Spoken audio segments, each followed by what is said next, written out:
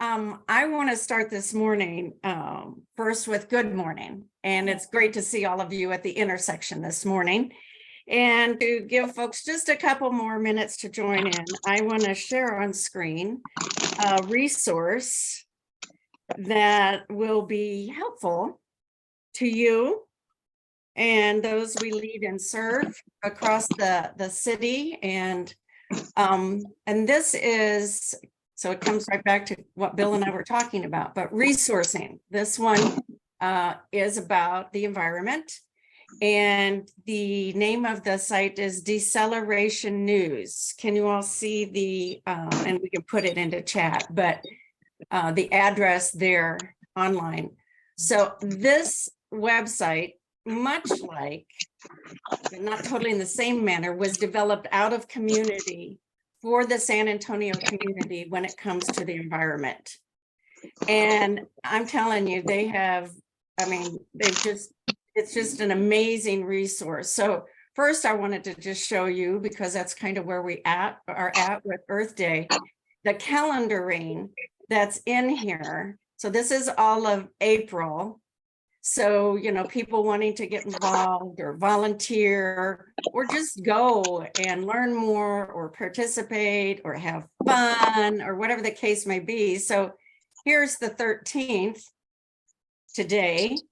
And you can see that, and these are many organizations working towards collaboration.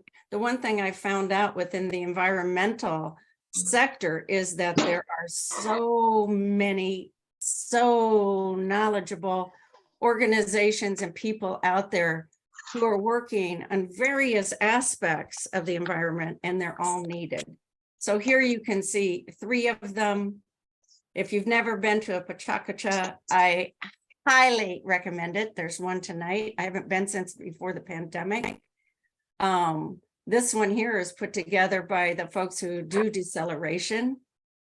And this one is by Pax Christi. You can click on these and I'll show you tonight's. I mean, look at how amazing this website is, just on finding things, learning things, going to events, meeting people, getting involved. Then I want to go back quickly to the top here. They have a reporting section. And you see they look at this. That's not just San Antonio, but then the reporting, they do climate change, birds, environment, and digital. Look at all that. Analysis. It's like sacred.org, but for the environment, right? Resources.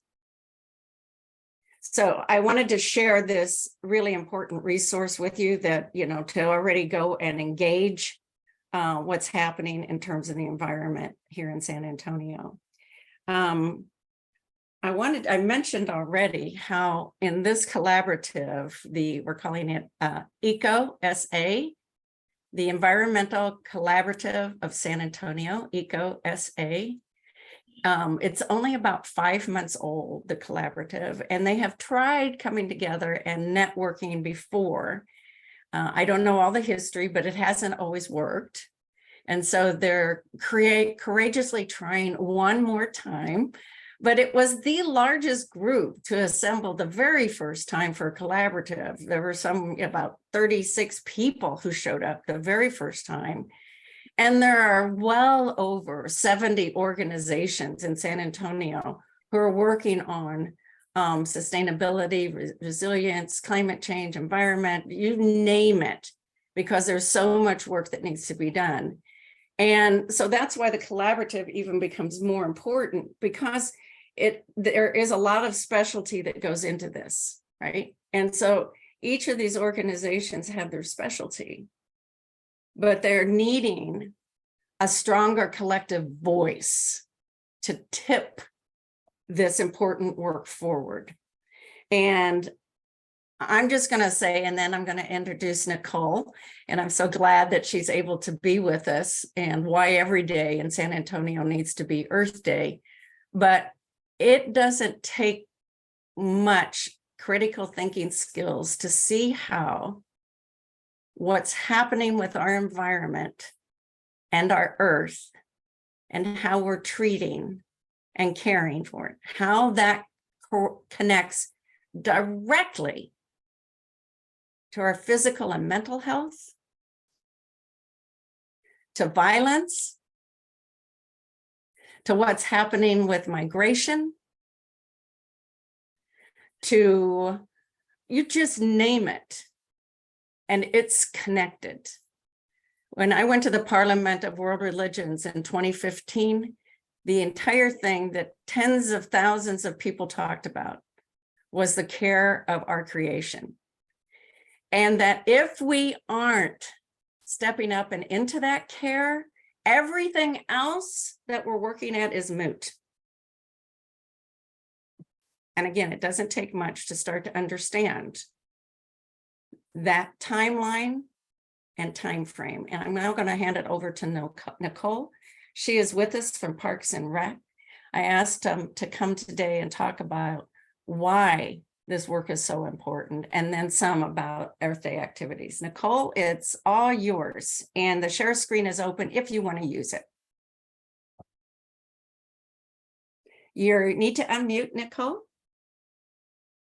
Okay, I don't have anything, unfortunately, visual for you guys right now, but I wanted to be here and just, Grant had suggested me, since I'm one of the committee members for Earth Day, of why Earth Day. And so I think your big question is a bigger answer to unpack, but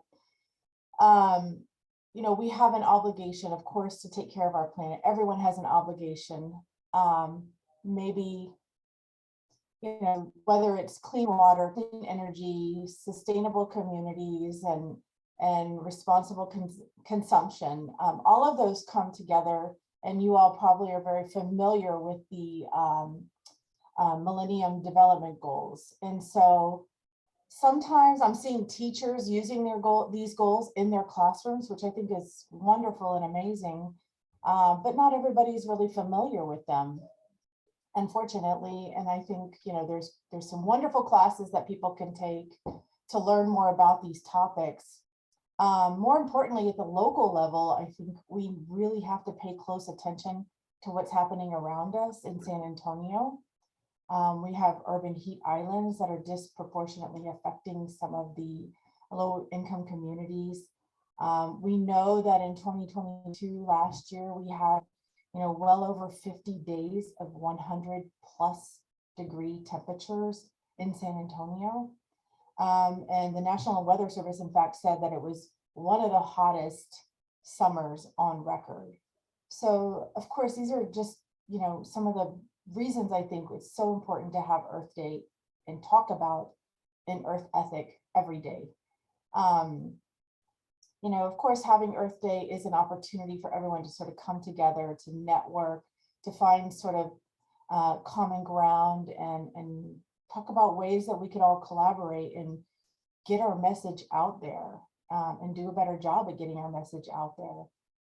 So I think, if you guys have any questions at all, let me know. But I can also jump into what we're doing on Earth Day, and then maybe answer some more detailed questions about the kinds of things that we might offer. But some of the organizations in San Antonio, in fact, I think we'll have over roughly around 75 vendors. Most of them are nonprofit with a goal of sustainability and environmental awareness and those sorts of things.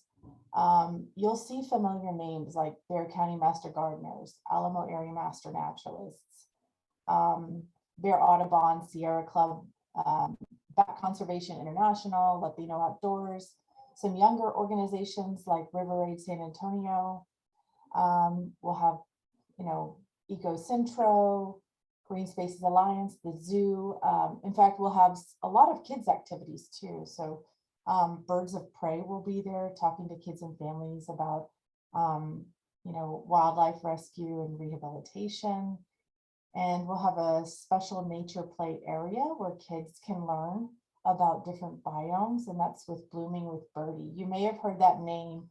And she actually Ashley Bird will be at the Pechacucha event tonight. So if you're planning to attend that, she will be speaking about her environmental education experiences. So we have Blooming with Birdie, we have our natural areas division, and all coming up with these really fun activities in the nature play area. So, and then of course there's musical performances that go along with that.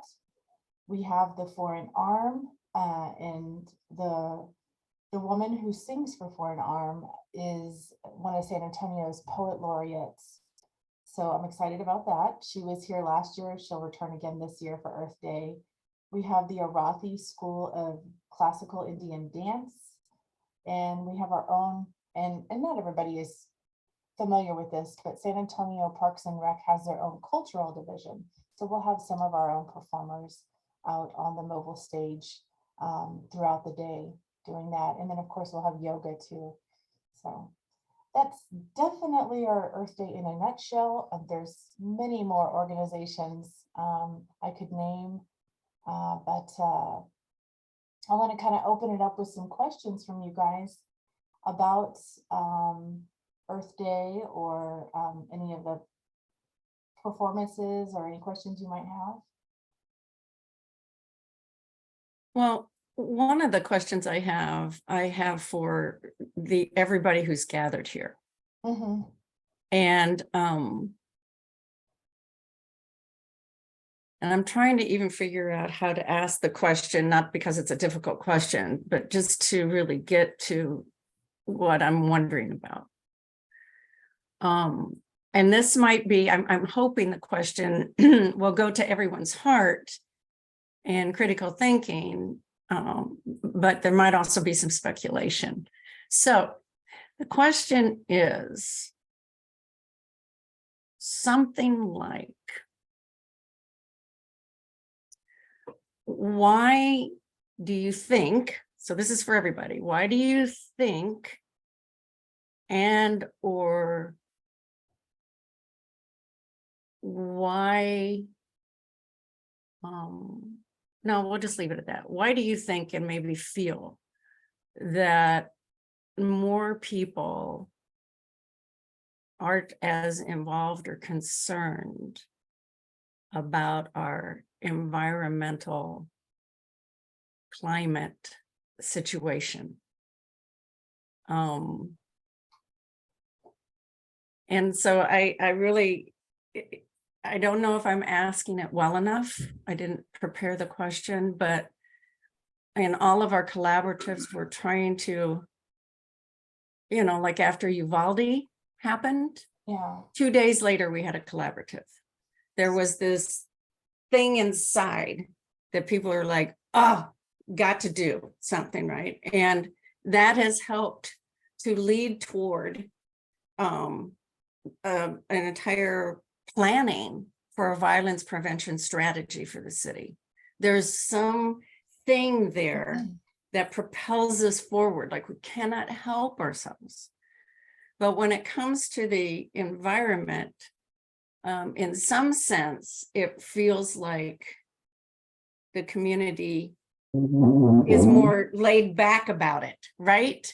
So I'd like for people to kind of speak up. I know that's a tough thing to do, but if we can kind of figure that out, maybe it's because I look outside right now and it's just so darn beautiful, right? What could possibly be going wrong, right?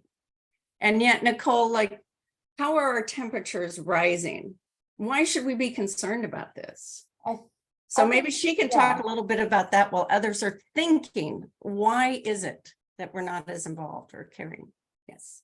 I mean, I do see a lot of, folks in San Antonio who are very much living in survival mode. And so you live just day to day. I know there's, the statistics are telling us, and the data shows that there's about 25% of children who don't have enough food to eat at the end of the day. And when we live in, day to day and just hand to mouth, and the environment isn't at the forefront of your thought process, I would think. I mean, you know, and at the same time, I think a lot of people, and this, I even see this in, you know, when you're working with biologists who might be so focused on land management, and they may not see that bigger picture that all connects together: poverty, climate change, you know, consumption, sustainable. I mean, they understand and know the science behind clean water and clean energy and all of those things, but may not see it part that all those connections together. That's just my opinion. Of course, I don't, you know, it may not be right or wrong. It just may be part of that puzzle. But Yeah, this isn't a right or wrong question. It's Right. about like, how do we how get do we further move forward engaged? from that? We Yeah. have to address all of those things Mhm. in those millennium development goals. We have to address all those things: the poverty eradication, the you know, clean water, clean energy. But you know, it also goes back to, you know, education and schools and curriculum and, you know, things like that. So You had mentioned, I think the term that you mentioned was something like canopy deserts, or you mentioned a desert in your first part. What desert was that again? well, the heat island effect I mentioned earlier, but Yes. when we were talking about doing, I may have mentioned in the activities that kids are doing when they come for Earth Day and they experience the nature play area, they'll be able to see what the differences are between a desert biome and a forest biome. And that's what Ashley Bird from Blooming with Birdie is working on right now. But the heat islands, of course, are, you know, with the Department of Sustainability, they're working on different projects, as I understand, to combat some of those heat islands with cooling sidewalks and things like that. Of course, this is not my area, so I don't want to talk too much about that. Randy has his hand up, and I'm going to look at comments. Randy, you want to open your mic? And thank you. Yeah, and to respond to your question, at least my thought on it is that I think a lot of times the idea of environment and climate change seems too big for individuals. And then I think about how we connect or can connect with other people like we're doing in this group. I saw a newscast on a group that was very concerned about the trees at McAllister Park that are coming down. Like they've indicated they're going to take down 50 significant trees in that park. That's something that people are getting involved in. Another thing that people are getting involved in on a local level is like, there's this group that our downtown church is like passing the test to become a part of. And I believe it's called Earth Core. And just to show that this group of people is environmentally active, friendly, and concerned. And I think that, you know, we just look at big problems and say it's too much sometimes. And if you can just if you can just bite off a little bit, you know, get involved in a little way, we can magnify each other. That's really all I have to say. Thank you. but I think there's some real value and insight there. Of course, you look at any of the things that we're working on and you can get overwhelmed. And so breaking that down, remembering to be the change we wish to see. So, you know, do recycle, you know, or somebody put in chat about skip using straws and, you know, basically pick up your trash. There are other things that, you know, that we can do. Riga, you want to, oh, there you are, open up your mic. Yeah, good morning, everyone. I hope everyone is fine here. I'm glad to be here. Actually, I want to just share that. First of all, I want to answer your questions because about why people are concerned about the environment. Actually, we depends on our environment for our livelihood, and environment is very, very the most important thing that we have to think about it, because the thing, it's also, we are getting our food from our environment. We are breathing the air, the water, and it should be clean. And we have to keep clean our environment and think about it, especially that we are working with the immigrants. And because also we have in this case also, I wanna announce our program. I put it on the chat, Culturengua. We have a service day. It is on May 6th, because I said we should care about our environment, because we are working with the immigrants and refugees. We want to show them that we have to keep clean our environment, because we are getting our food and the food security. We have to think about the food security. We have to think about the cleanest of water that we are drinking, because this environment give us joy, happiness, and we will live our life in a very beautiful, in a very clean and fresh air and in fresh environment.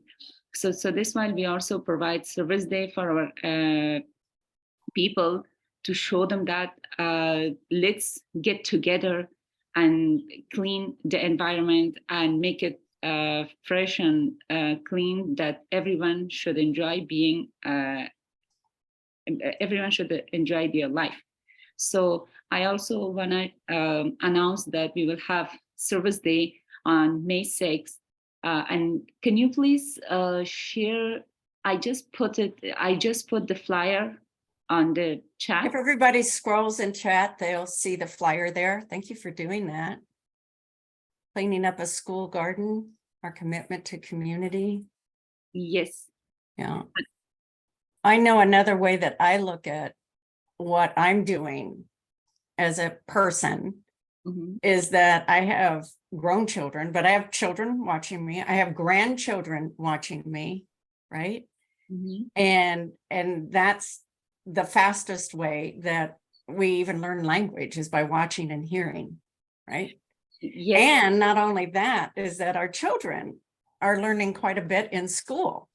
Yes. And my 6-year-old grandson, he knows so much about the environment through school that, you know, I'm letting him lead me and teaching me, and then I engage where he takes me, and trying to, at 6, develop a leader, and he is being a leader at 6 years old. Arthur, you have your hand up. I would like to share that my background is medical social work, and there's 3 things that people can have, all of us right now, and not even know it. Colon cancer, prostate cancer, and glaucoma. I just learned, I had an eye exam the other day, that you can actually have it a long time and not even know it until it's about to kill you, or not kill you, but destroy your eyes, go blind. I'd like to point out that in New York Times, under graphics, there is a wonderful display, and it shows that there's 2 cities, Kuwait City and Basra, that are at this time experiencing the devastation, what could happen here. And what they're predicting is that in 2050, we could easily experience like 19 plus days of extreme heat, where we cannot go out into the outside. And these 2 cities are already experiencing it. But I welcome you to check. I don't know if I could screen share a little bit, but it has. Is it on your screen? Yeah. Okay, well then go down to screen share, and you should Okay. be able to open it up. So Okay. what I'm hearing you say, Arthur, while you're doing that, is that because of the environment, those 3 things that we have, those are impacted by our environment. Well, and what I'm saying is there can be signs around us that we don't even recognize. Like was said earlier, it's a beautiful day outside. It's not bothering me. Everything's fine. And so we say, well, why should I worry about something that's not bothering me right now? Can you see that on the screen? Yes, we can. Thank Okay. you. Okay, you're welcome. That's from there, and it says they have to work in the middle of the night in these 2 cities because they cannot go out, and it can give you a fever. It can. They also point out different parts of the world. These are the 2 cities, and it damages the body, a heart condition, the extreme heat, and it's an amazing graphic I happened to stumble on. It is the New York Times under graphics. And this is the one that shows Dallas and Houston. And in 2050, this is what would happen. And that's 19 days. So we're right in between those two. So we about 3 weeks that of extreme heat in 2050. So I think graphics like these that can explain things, I think will be very powerful. And when you Yeah. said, I just want to say one thing about the kids. I heard many years ago that the people that are food advocates, most were taken by their parents when they were children to give food to hungry people. So I think you're right on with the children.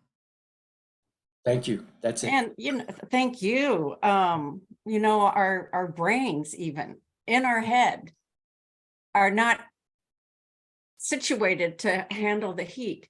And we had somebody comment about the science being the hoax, but you can't deny the fact that it's hotter and it lasts longer. So you don't even have to it's hotter and it lasts a lot longer. We're all experiencing that. And I want to take a quick pause. It's 8:27. We try to get the bulk of it in here, and I'm going to ask Nicole to think for a minute and how she might want to summarize and respond to all that she's heard this morning. But it's now 8:28, and I want to, if some of us need to leave and go to other meetings, I want to thank you for being with us this morning. The eco, I keep wanting to say echo, but I kind of like that calling back sound too, to that EcoSA, I'll get it straight, but the collaborative meets this Monday, noon to 1:30, and I'll put that into chat if you'd like to show up for any reason. I did put into the notification yesterday about today, different events that are coming up. There are many more, and deceleration.news is in there, so you can hunt out others. So I put that in there. If any of you get Apple Plus TV, I highly recommend the series called Extrapolation. I'll put that in chat as well.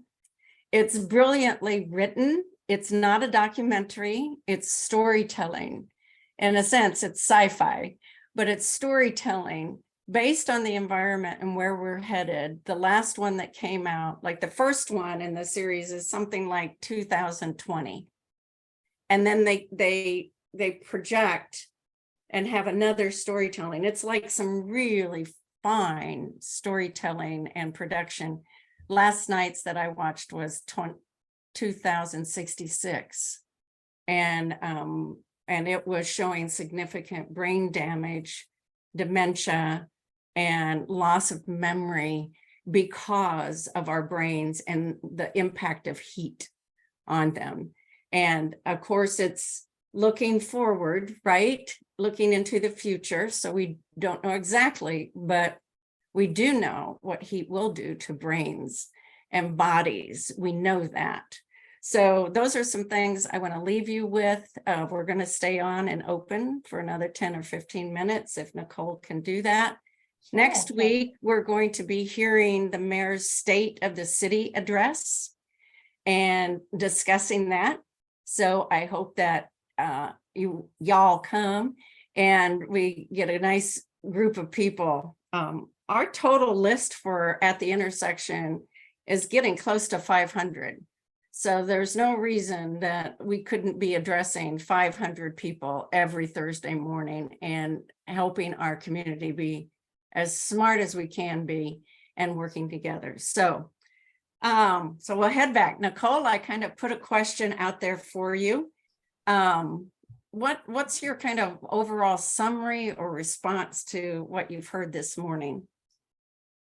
I think that you make a great case for coming together with these eco collaborations. And I think we're doing a pretty good job with the younger groups. So the groups who are serving those children like Texas Children in Nature Initiative or Eco Rise, but coming together with all of these organizations, the ones who do and don't serve children, is a wonderful thing. I think that is needed in San Antonio.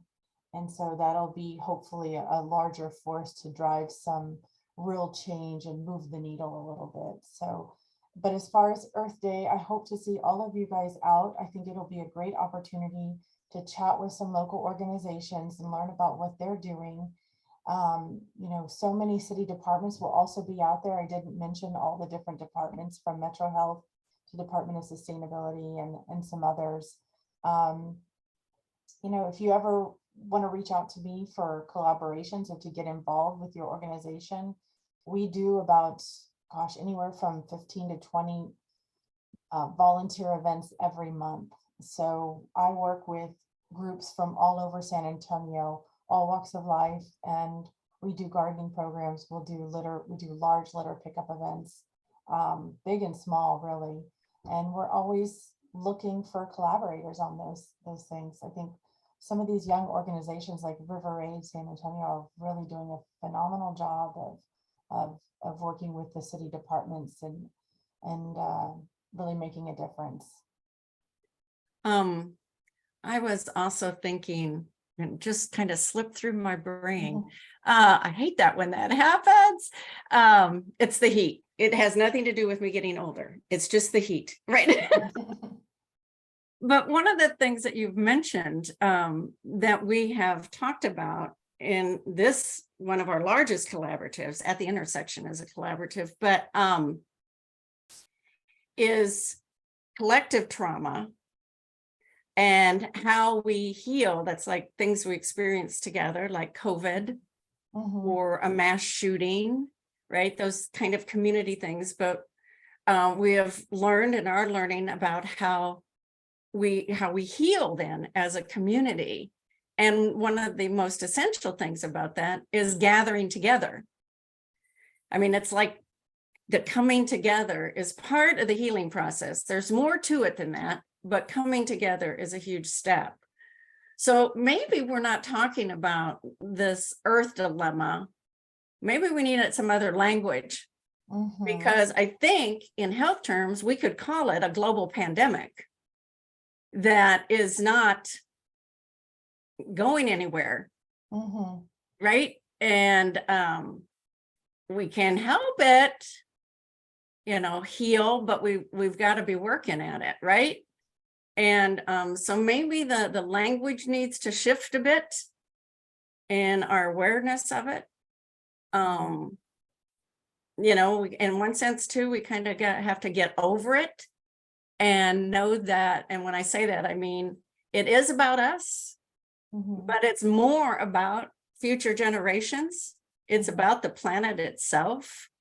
And here's a tidbit, we've talked about this as well, about some current research that also looks at history that debunks the whole survival of the fittest research and notion that we have worked out of. And so the current research shows, by looking back at history, but also how we're acting and everything else, that the reason the human species is still on the planet is precisely because of cooperation and collaboration. And if we could start collaborating with all the species and even get over ourselves as the human species, right? You know what I mean when I say get over ourselves. It's not just about us. It's so much bigger. And when you look at how beautiful our planet is, why would we not, right? Why would we not want to care for such beauty?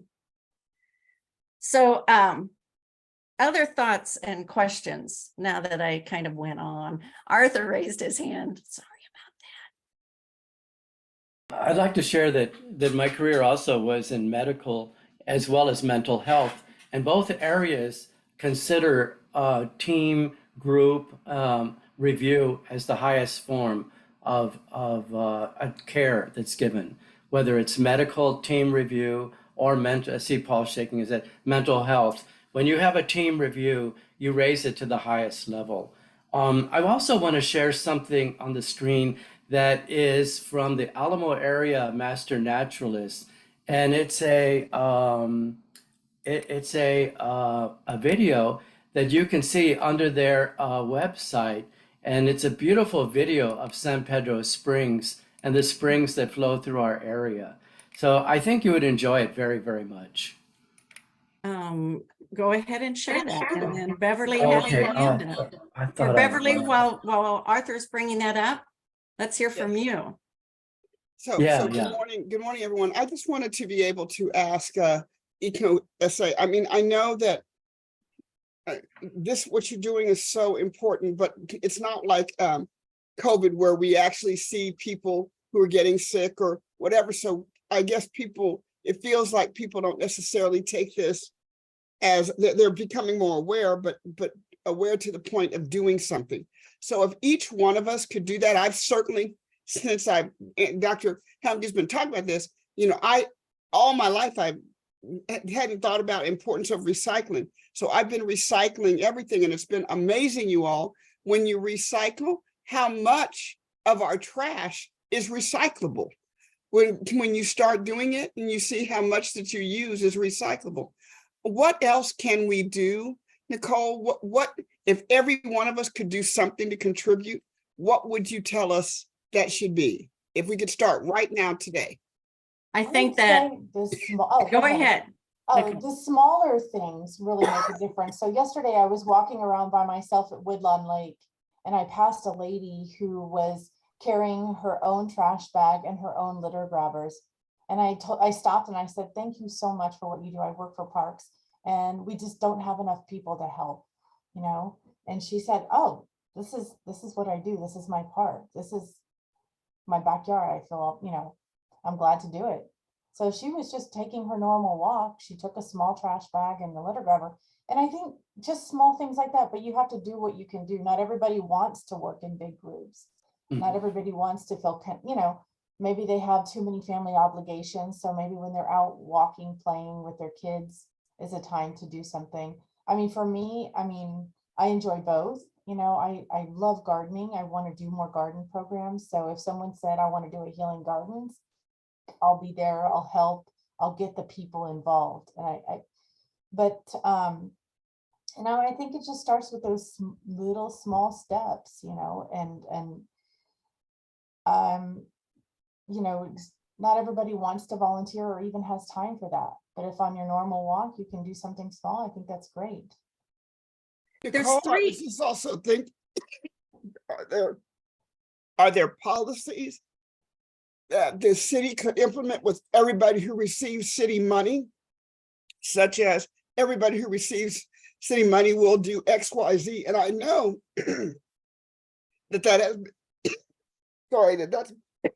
that's been done in the federal government to help change be created for civil rights, for sexual harassment, violence in the workplace. It has been also accomplished with the changing of policies and practices for everyone who has received, federal dollars. So that has helped.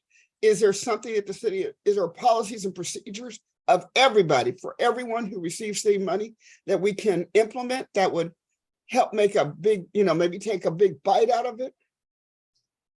On the local level, I can't really speak to policies and as much because I'm not at the policy level.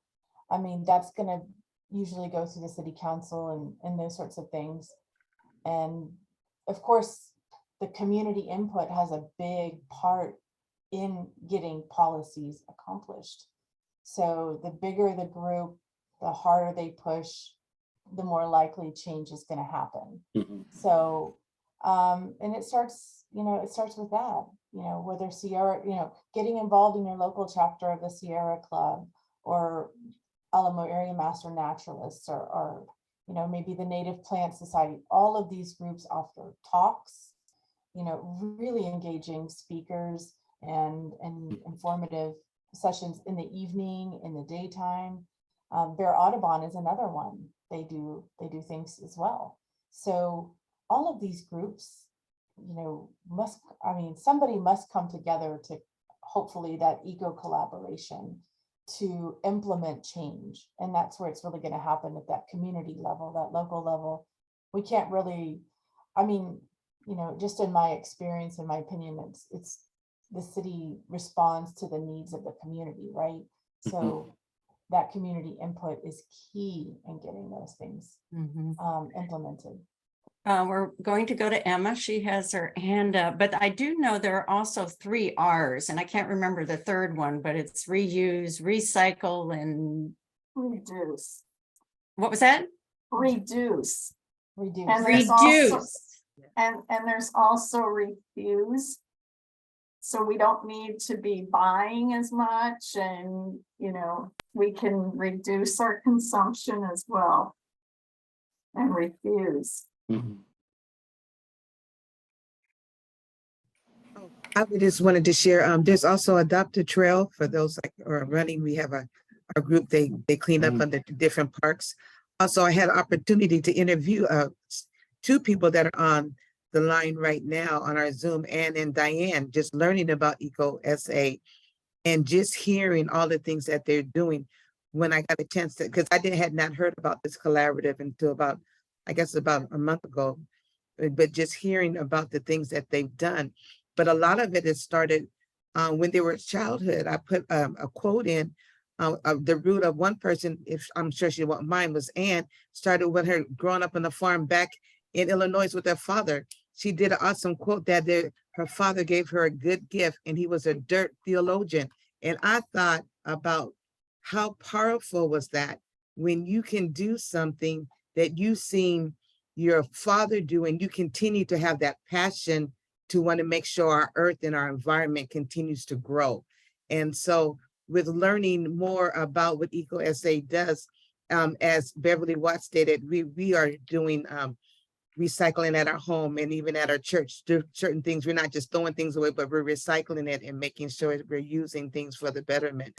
So EcoSA, thank you guys for sharing. And then I love your calendar. It is a blessing, all the information. I learned about the farmers markets from you, so thank you. So we've got about 2 minutes left. Nicole, people have asked, maybe you've already done it, but for how to get in touch with you, if you could put your email in chat. Sure. I just a couple of basic things I missed at the beginning was Earth Day is, of course, you all probably know, April 22nd, but it's 10 a.m. to 2 p.m. at Woodlawn Lake Park. And we'll also have, like I said, a lot of city departments, we're having solid waste involved, and we're really trying to push this as a low or zero waste event. So everyone's not handing out lots of marketing materials and things like that. So the zero waste event, we're hoping it will be the first official Fiesta zero waste event. I'm going to put my email in there right now.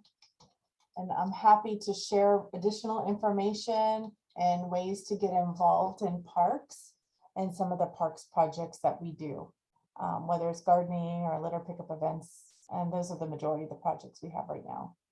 Tree adoptions at times. So Nicole's putting, I'm showing on screen Earth Day, what's coming up, but if you're interested in what more details about EcoSA, the Parks and Rec also have a program that you can, and they'll help you apply for grants from 5,000 to 20,000 that can help with tree planting and landscaping. That's another thing that can happen at your home, in businesses, that can help providing that shade and things that will really help our community. And there will be probably, I'm sure, tree adoptions, giveaways at Earth Day. Those are happening. And I know Parks and Rec are always willing to help set those up and do those for your nonprofit, your congregation, whatever that might be. So it's 8:45, and I want to thank you all again for being here today. I'm going to look at chat really quick. Diane, 5 R's. That's who you need to contact, is Diane Dusterhoff. She's with the San Antonio Interfaith Environmental Network. Did you hear that? Interfaith Environmental Network. It's great if you'd be part of the EcoSA, but more importantly, especially as faith community, to get involved with the San Antonio Interfaith Environmental Network. That would be a really help to their much deeper efforts. So again, next week, we're going to be hearing the mayor's State of the City address and discussing that and those outcomes. So have great weekends. And I look forward to seeing you next Thursday at the intersection. Thanks, Nicole, for being with Thank us. you. Thank you. Bye, everybody. Have a great Bye. day. You too.